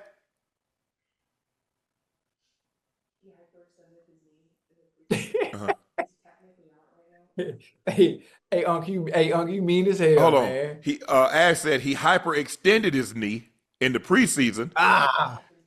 That's what he's been dealing with. But now he's out because of a pinky. A what? Pinky. I guess it's got to be on the shooting hand. His pinky toe. No, it's pinky. His pinky toe. Pinky finger. Wait, the pinky finger, it really ain't no, if you're a real shooter, the pinky ain't really in the Listen, I'm a shooter now. Where your basketball at? Get your basketball. If y'all can see this right here. Anybody, Dame, Steph, if y'all think y'all can take this LV basketball off, come get yourself some. Come get yourself some. Ocho, look. Oh, okay. How you think somebody go shoot like that? I see you, right? But listen, you know the ball leaves the index finger. You know that, right? But look at this, Ocho.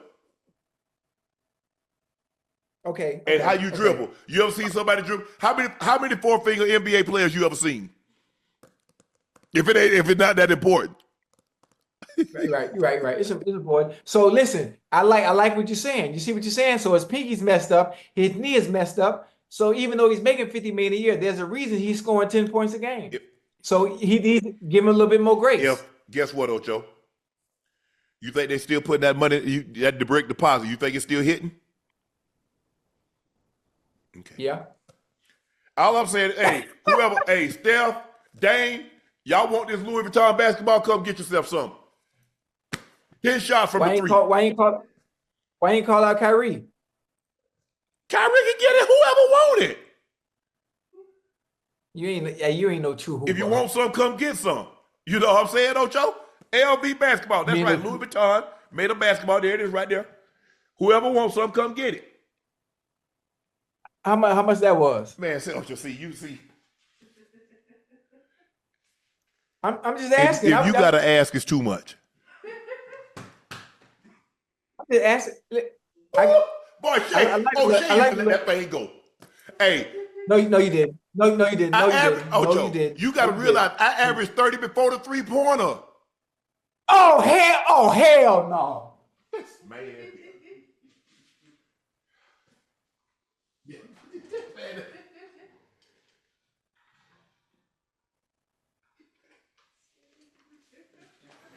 I'm just telling you. You average 30 what? 30 who? 30 point. Man, show me a paper clip. Show me a news clipping show me a news clipping from back in 1967 where you average 30 a game. Yeah. Hey, the chat asking about you went to dinner, was you the chef or were you sitting out eating? Because it looked like you was in the back cooking. Oh, because your outfit. Oh no, this a little Louis. This is a little Louis denim set. Oh, okay. You like it? Yeah. Hey, I'm a clean now. You see, I'm a clean now. I'm real clean. You know, you can't. You see the little Louis? Yeah, but I'm gonna get you some articles where they had I had 31 and 19, dropped 52. No.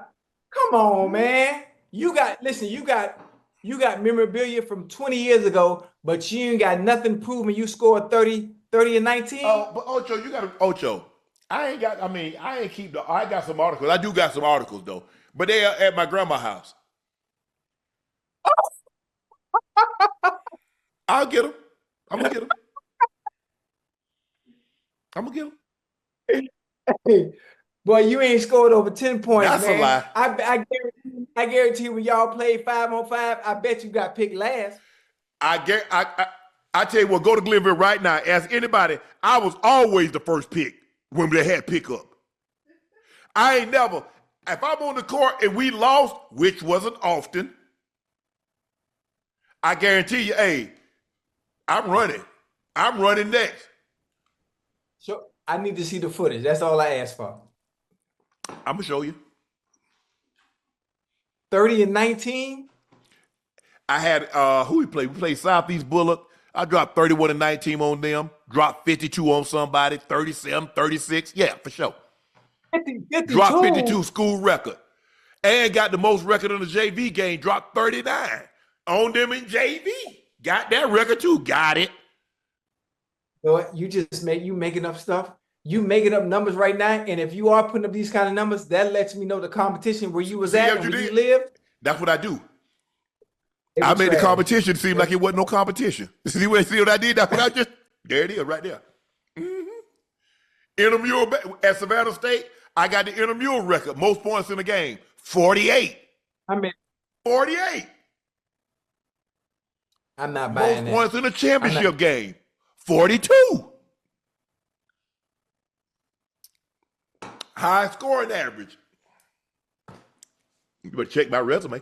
Yeah, you playing against people in the town of 300. No, ain't no. The coach didn't like me. I averaged 1 point a game. That wasn't none of that shit. No. Shannon Sharpe could really play basketball for real though.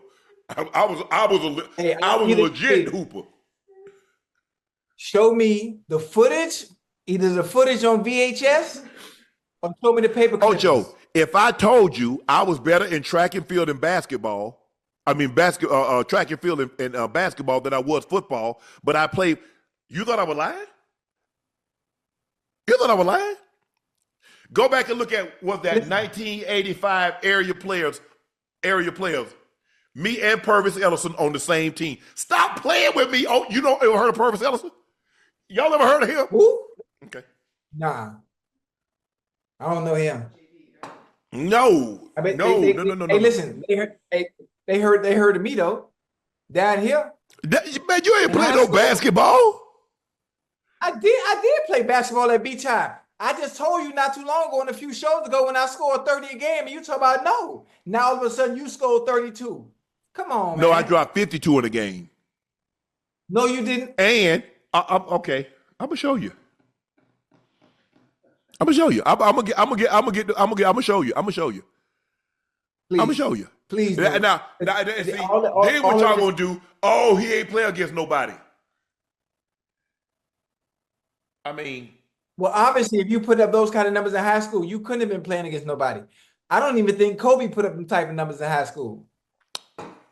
They said that when I played at Savannah State. You put up them numbers, you ain't played nobody.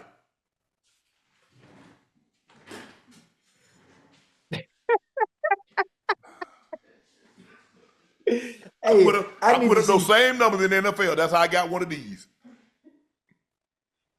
I like that. That look good. I got one too. Look at that. Part and everything. Got the scarf under my chin, vein at my outside coming on the side of my head, got the waves. Hey, hold on. I got one of them. I got me a bus too, but is that the big house? Purvis Ellison played at Louisville. Purvis Ellison went to Savannah High, Savannah, Georgia, which was the coastal empire, which was the region that we were in. Now, we were in different classification. Okay. He was quad A, I was single A. But when it came to area players, they picked the top 5 area players. Ta-da! You know what? It must not have been too many players. Ta-da! I know a guy I was on the team with a guy that was the #1 overall draft pick in the NBA, and he won a national championship as a true freshman, and he was the most outstanding player in that tournament. Purvis Ellison, Louisville, 1986. They beat Duke. Go look it up. Okay. Now stop playing with me, Ocho. I've been him. I'm not playing. I just needed. You can say anything you say. Anything I say, I have footage and proof to go with it. I have footage and proof to go with anything I've say. Always. Ocho, I'll tell you something you've never heard. Any player that says Shannon Sharpe's a lie, be it college, be it high school, be it the NFL, tell me the time. When I tell stories on here, you ain't never heard no player say, man, lie. It didn't happen like that. Whoa, hold on. Well, when I tell my stories, you never heard anybody come and say I'm lying either. We know you lying because they're coming out your mouth. Your lips moving. Anytime your lips moving, you lying. Hey, listen, I told you, and that go for everybody in the chat. I will lie for you before I lie to you. So anything I tell you is based on true life experience. I've been through everything. I've been through all this. I've done it all. I lived 100 lives, man. I'm telling you. I don't know what y'all. I don't know. All I know was I'm the only man in Glenville High School history to win MVP in 3 sports and senior athlete. That's all I know. All that other stuff can be speculation, innuendo, and conjecture. But I'm the only one in the 50-plus year history of that high school. It's no longer high school. I won MVP in all 3 sports, and I was senior athlete. You know what that lets me know, huh? If you was there, I'd have still been it. No, absolutely not. Absolutely. That lets me know the level of competition that you were having to play against and play with wasn't what it should be. It wasn't up to par. Now, listen, now, if you were down here in Miami where everybody is elite and you were able to do that, somebody won Miami State Player of the Year. Why not me? Okay. All right. All I know is my senior year in college, I was State Player of the Year. Over the guys that played at Georgia, played at Georgia Tech, played at Georgia Southern. If you played football in the state of Georgia, my senior year in college, I was State Player of the Year. Okay. Eric Zire, Garrison Hurst. What's the receiver name? Did you have a receiver? Hey, Garrison Hurst. Y'all better check. Hey, he was good. Y'all better stop. Hey. I ain't telling y'all no more. I ain't saying nothing else. But y'all know me. Listen, I got the footage. I got my footage on VHS. Anything I say, I can pull out footage. I can go into the archives. Ocho, why do you think I would lie about something like that? I'm not saying you lie. I just want to see proof. I can show you proof. All my stuff is at the big house. I can pull it out, put it on VHS, and show it to you on the TV screen. Anything I say, I can show you me hooping, dropping Ocho, 32. You got to realize, dropping Ocho, dropping 27 back games. then, people didn't record games. This is in the 80s. People didn't record games like they do when you came along. That was 10, 12 years later. My bad. My bad. So I have to rely on. No, but I'm gonna get you the articles. I'm gonna get you the articles.